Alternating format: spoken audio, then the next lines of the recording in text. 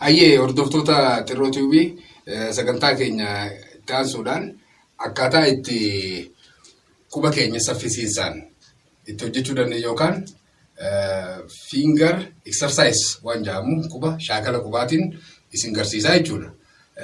Kanaafuu quba keenya akkana gooneeti ittiin hojjennaa jechuudha. Amma garumsattiin isin geessaa as ilaalaa. Isinitti mul'ataami C meejarii taphadhaa.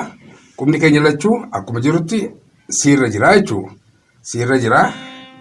Yoo quba kana qofa ta'e, yoo harka kana qofa ta'e takka laala.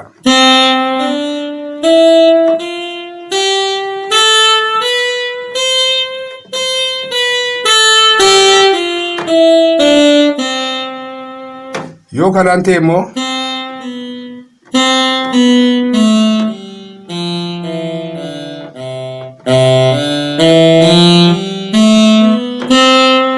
yeroo harka lamaan ta'u harka keenya finne akkasitti irra keenya.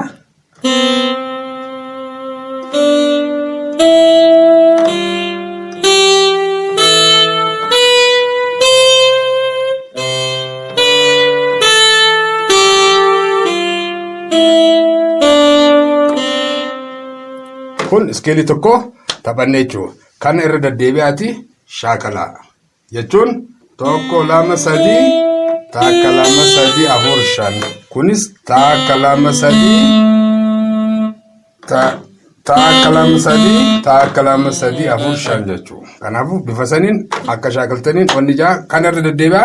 Kun quba keessan akka sirriitti shaakalsiiftan kan isin dandeessisu.